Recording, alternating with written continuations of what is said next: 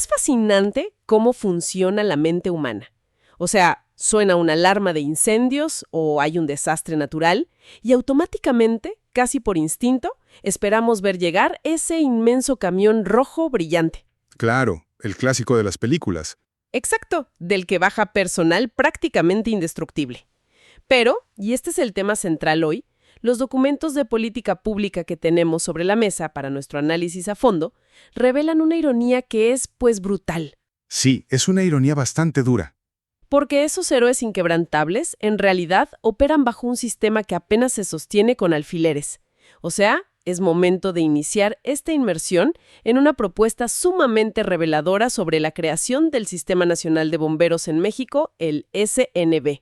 Ajá. Ok, vamos a desempacar esto, porque el objetivo es tomar este documento técnico, que puede ser medio denso, y traducirlo para entender exactamente cómo busca transformar la seguridad diaria, o sea, la tangible, la de los hogares.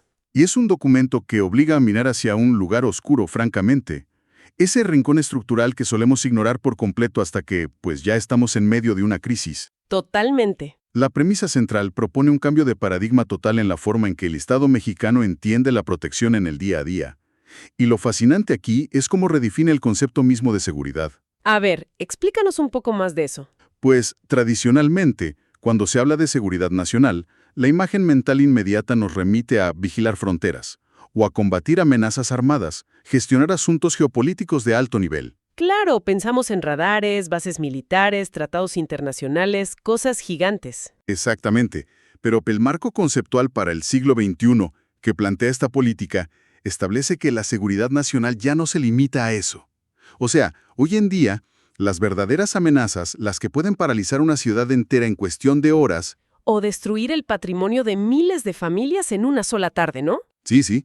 Esas amenazas incluyen desastres naturales intensificados, incendios industriales, accidentes con materiales peligrosos y, por supuesto, los inmensos riesgos que trae una urbanización caótica y acelerada.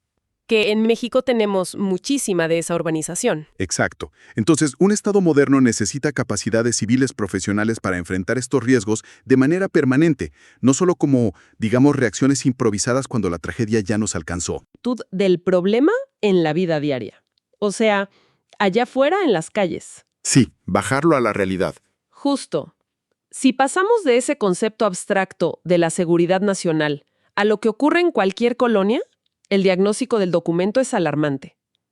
Nos dice que los cuerpos de bomberos dependen, en su abrumadora mayoría, de la voluntad y el bolsillo de los municipios. Así es. Y claro, esto genera unas asimetrías presupuestales gigantescas. O sea, un municipio con abundante recaudación de impuestos puede tener equipo de primera generación. Pero cruzas una calle, literalmente una avenida que divide un municipio de otro, y los bomberos de ese lado no tienen estándares únicos. Y trabajan con equipo insuficiente o que de plano ya caducó hace una década. Es una locura. Esa dependencia municipal crea lo que el documento define como un mosaico de vulnerabilidad. Porque el riesgo, ya sea una fuga química, un incendio industrial o forestal, pues no respeta límites territoriales. Claro, el fuego no pide pasaporte. Exacto. El fuego no se detiene a pedir permiso porque llegó a la línea de un municipio con menor presupuesto. Al no existir una carrera nacional ni estándares homologados, la respuesta a una emergencia de vida o muerte depende enteramente de un factor de suerte geográfica. Y eso es una fragmentación institucional gravísima. Totalmente. Y esto me lleva a un detalle del documento que es, francamente, de un humor negrísimo. Habla de cuerpos de rescate que, para poder pagar el diésel de los camiones, terminan haciendo colectas en los semáforos. El famoso boteo. Exacto, o pidiendo donaciones a empresarios locales. Es decir, una ciudad entera le confía su supervivencia a lo que es, en términos prácticos, el equivalente a vender galletas en la calle o armar una kermés vecinal para comprar extinguidores. Así de absurdo como suena, es la realidad operativa en muchísimas zonas. Y significa que quienes están en la primerísima línea de defensa operan sin el respaldo de una estructura estatal sólida. A ver, tratando de visualizar esto de una forma más cotidiana. O sea, es como si una familia decide instalar un sistema de alarma carísimo y ultra sofisticado para proteger su casa. Ajá.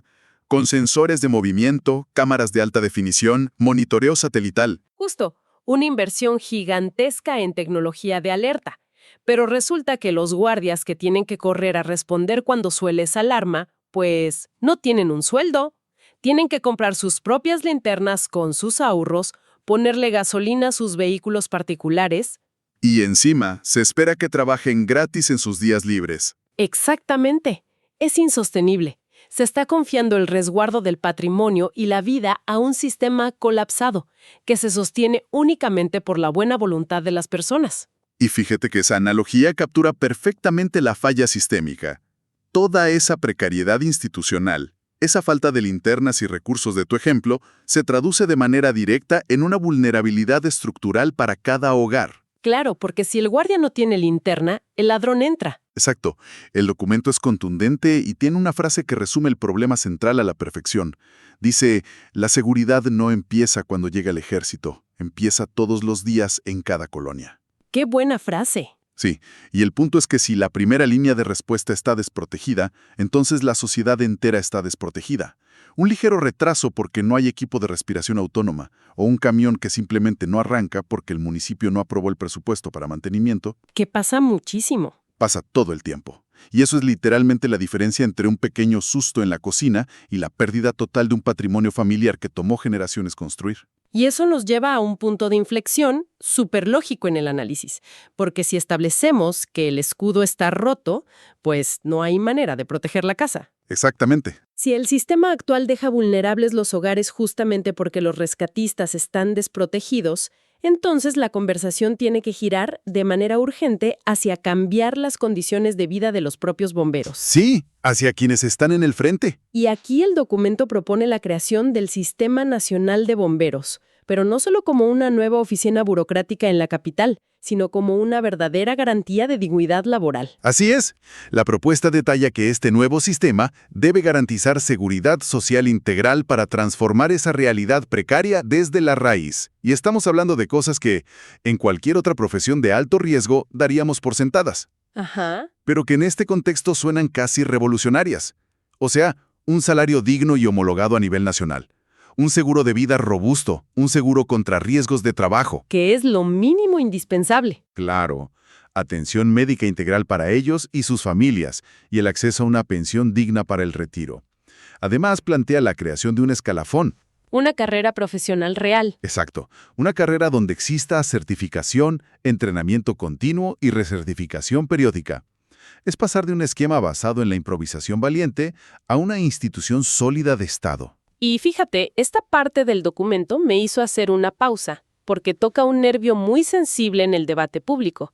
Históricamente, ser bombero en muchas regiones se ha visto como un tema de pura vocación. Sí, como casi un sacerdocio cívico. Ajá. Hay un romanticismo inmenso alrededor de la figura del bombero voluntario que sacrifica su tiempo.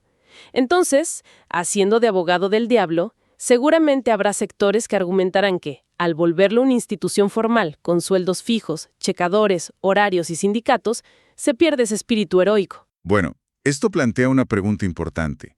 Y qué bueno que lo mencionas porque es una de las trampas narrativas más comunes y a la vez más peligrosas en este tema. ¿Trampa narrativa en qué sentido? El argumentario para legisladores dentro del documento desarticula esta idea de manera brillante. Se ha utilizado esta narrativa del héroe abnegado casi como una herramienta política, o sea, una excusa perfecta para evitar asumir responsabilidades presupuestales. Claro, es muy conveniente aplaudir al héroe para no tener que pagarle el sueldo. Exacto. La vocación y el deseo genuino de servir a la comunidad son vitales, por supuesto, pero la vocación jamás debe utilizarse para sustituir los derechos laborales elementales. Hay que reflexionar sobre el fondo. A ver. Ningún país verdaderamente serio deja la protección de la vida de sus ciudadanos en manos del voluntarismo precario. Exigir que alguien arriesgue su vida, su salud pulmonar, su integridad física, y no darle protección financiera en caso de un accidente es una falla ética del Estado. Totalmente de acuerdo. De hecho, el texto utiliza una frase lapidaria para cerrar este punto, y dice, vocación sin derechos no es heroísmo, es abandono. Vocación sin derechos no es heroísmo, es abandono. ¡Wow! Es durísimo, pero es la realidad cruda. Sí, no hay manera de maquillar eso. O sea, no le puedes pagar al médico que te atiende en el pabellón de quemados con espíritu heroico. Y definitivamente no puedes mantener a unos hijos si ocurre una tragedia en el cumplimiento del deber basándote en los aplausos de un desfile. Precisamente, la política pública argumenta que dignificar económica y socialmente la labor del bombero es el primer requisito indispensable para profesionalizar la respuesta a emergencias. Es la base de todo. ¿Sí?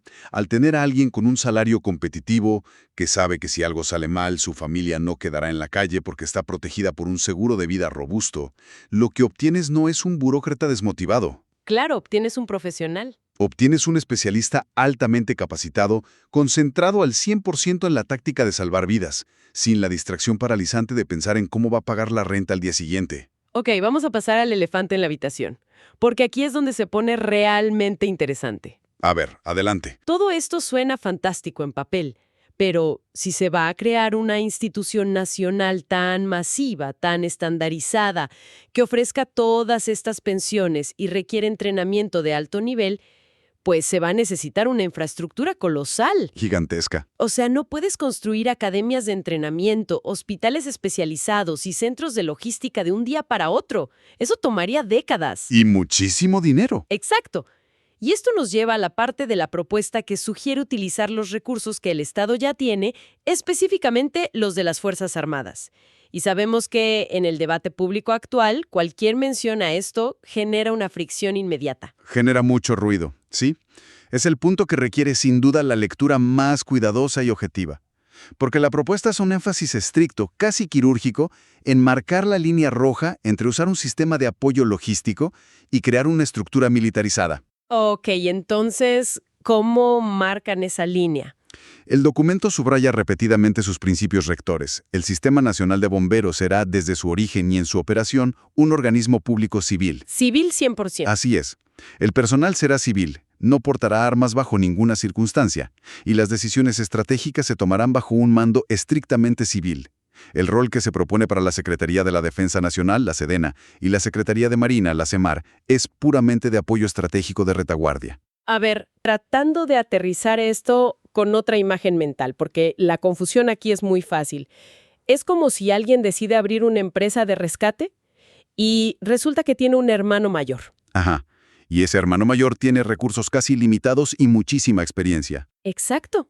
El hermano mayor está en el ejército. Entonces, decides usar su gimnasio para ponerte en forma, le pides a sus instructores que te enseñen tácticas de supervivencia extrema y le pides prestadas sus camionetas de carga pesada cuando tienes un trabajo muy grande. Pero el negocio de rescate sigue siendo tuyo. Exactamente. Tú eres un civil, tomas tus propias decisiones sobre a qué clientes atender, nadie te está poniendo un uniforme militar ni obligándote a marchar. Y definitivamente nadie te está entregando un arma. Es una analogía excelente que despeja mucha de la estática en este debate. Porque simplemente estás aprovechando unas instalaciones y vehículos que ya están ahí, que ya fueron construidos y pagados con los impuestos. Exactamente. El documento llama esto el uso inteligente del Estado. Si conectamos esto con el panorama general, la reflexión es de puro sentido común y eficiencia administrativa. Ajá. El Estado mexicano ya invirtió billones de pesos a lo largo de las últimas décadas en construir escuelas de formación física de alto rendimiento, redes logísticas complejas, capacidades aéreas y, tiene una experiencia indiscutible en el manejo masivo de desastres. Claro. No aprovechar esa infraestructura gigante que ya existe sería un acto de absoluta miopía. Sería tirar el dinero, empezar desde cero e improvisar donde francamente no hay tiempo para improvisar. Y aclararemos algo sobre esa experiencia logística, porque el documento cita el Plan DN3. Y cuando la gente escucha Plan DN3, la imagen automática que viene a la mente es la de soldados con palas moviendo escombros después de un terremoto. Y ese es un error perceptivo muy común. Mover escombros es solo la capa visible, digamos, la foto para los periódicos. La imagen mediática. Sí. El Plan DN3 en su núcleo es un milagro de cadenas de suministro. Su verdadero valor no está en las palas, está en la logística de despliegue. Ok, ¿cómo es eso? Es la capacidad de mover miles de litros de agua potable, instalar hospitales móviles, trasladar maquinaria pesada y establecer rutas de combustible en caminos destruidos o zonas inundadas. Y hacerlo en menos de 24 horas. Eso es lo que el nuevo Sistema Nacional de Bomberos absorbería de la infraestructura militar. Ya veo. Hablemos entonces de las compras, porque la propuesta también menciona las famosas compras consolidadas como uno de los grandes beneficios de este apoyo logístico estatal. ¿Cómo funciona esa mecánica exactamente y por qué cambia el juego en el día a día? Bueno, cambia absolutamente todo el escenario operativo y económico. Imagina el sistema actual. Un municipio pequeño necesita renovar 3 mangueras contra incendios. Entonces van con un proveedor especializado. Y por ser solo 3 mangueras, pues pagan precio de menudeo, probablemente con un margen de ganancia absurdo para el proveedor porque es equipo de especialidad y además le surge. Exactamente. Y a veces, al no alcanzar el presupuesto del municipio, terminan comprando una versión más barata de calidad dudosa. Una que no resiste las altas temperaturas según los estándares internacionales. Que pone en riesgo la vida del bombero. Totalmente. Ahora, contrasta eso con la mecánica del sistema nacional. El Estado entra y dice, a ver, estamos equipando a 500 municipios simultáneamente. No necesitamos 3 mangueras, necesitamos 10.000 mangueras, 5.000 trajes ignífugos de última generación y 200 camiones. Claro, a ese volumen ya no eres un cliente pidiendo un favor. Eres el Estado dictando el precio del mercado directamente a los fabricantes globales. ¿Es el poder de monopsonio? El poder de compra del Estado mexicano trabajando para abaratar costos. Y esto asegura que todos los bomberos, desde la ciudad más rica en el norte hasta la comunidad más modesta en el sur, tengan exactamente el mismo equipo de élite. Homologado y seguro. Sí, sin sobreprecios ni corrupción en intermediarios locales. Si sumas esto al entrenamiento físico de supervivencia y operaciones bajo estrés extremo, que es la especialidad que prestan los instructores militares, pues elevas instantáneamente el nivel técnico civil a estándares de primer mundo. Entonces, a ver, ¿qué significa todo esto? Si el Estado logra toda esta eficiencia, si se ahorra dinero dictando precios de mercado con estas compras masivas, y al mismo tiempo se previenen los desastres antes de que se salgan de control por falta de equipo, esa enorme cantidad de recursos y beneficios tiene que terminar en alguna parte. Claro, tiene que haber un impacto real. Exacto. Entonces, para quienes nos escuchan desde la sala de su casa o desde su negocio, ¿cuál es el retorno de inversión real, tangible, de crear este sistema nacional? El retorno de inversión se mide en algo que los expertos llaman resiliencia urbana. Y desde una perspectiva estrictamente económica, el argumento del documento es irrefutable. La prevención es un negocio redondo. La reacción es la ruina. A ver, dame un ejemplo de eso. Pensemos en el costo de un parque industrial que se incendia porque el municipio no tenía espumógenos especiales para químicos. No solo es el edificio quemado. Son las empresas que pierden todo. Sí, son las cadenas de suministro interrumpidas, los cientos de empleos perdidos de un día para otro, la contaminación generada, los costos millonarios de limpieza. Es un efecto dominó terrible. Exacto. Cada peso que se invierte en tener un cuerpo de bomberos profesional, bien pagado y capaz de sofocar ese incendio en los primeros 15 minutos, evita pérdidas de cientos de millones de pesos en la economía local. Y a nivel humano, que es lo más importante, reduce drásticamente la pérdida de vidas y de los patrimonios de familias que podrían quedar en la quiebra absoluta por algo tan simple como un cortocircuito. O sea, significa, en términos muy simples, tranquilidad. Es cambiar la ansiedad por certeza. La certeza de saber que si ocurre lo impensable, si en la madrugada hay una fuga de gas y comienza un fuego en la cocina, la respuesta al otro lado del teléfono será inmediata. Y será ejecutada por verdaderos profesionales. Con derechos laborales plenos y llegarán con la herramienta exacta para salvar lo que más importa. Ya no es depender del heroísmo trágico o de un favor del destino. Es recibir un servicio de Estado que está garantizado por ley. Así es. Y esto nos lleva a la conclusión más profunda del manifiesto ciudadano que viene incluido en la propuesta, y que creo que resume todo este análisis. ¿Qué dice? Afirma que cuidar a quienes nos cuidan es en sí mismo la esencia de la seguridad nacional. Hay que erradicar para siempre la idea contable de que los cuerpos de rescate son un gasto para las arcas públicas. Claro, verlos como un gasto es un error terrible. No son un gasto. Son infraestructura crítica de seguridad. Como bien señala el documento con esta frase que me encanta, la seguridad nacional también se quema.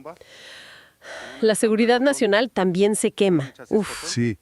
Si el Estado asume la obligación ineludible de proteger la soberanía frente a amenazas externas, tiene exactamente la misma obligación moral, legal y presupuestal de proteger la vida cotidiana garantizando la existencia de bomberos equipados y dignos. Es un giro completo de tuerca a cómo entendemos nuestras ciudades. Y haciendo un recuento rápido del viaje conceptual que hemos hecho hoy. O sea, empezamos desarmando esa imagen mítica de las películas para entender la dolorosa y precaria realidad de un sistema sostenido por voluntarios que andan haciendo colectas. Ajá.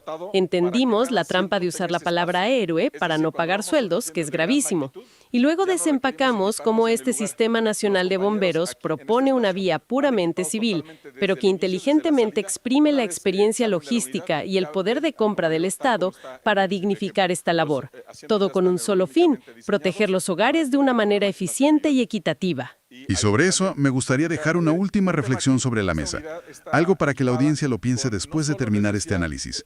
Es una ramificación que se deriva claramente de estas fuentes, pero que abre una interrogante inmensa hacia el futuro de cómo vivimos. A ver, suena muy interesante. ¿De qué se trata? Toda esta propuesta de política pública que analizamos hoy se centra en crear un sistema robusto para responder a las emergencias.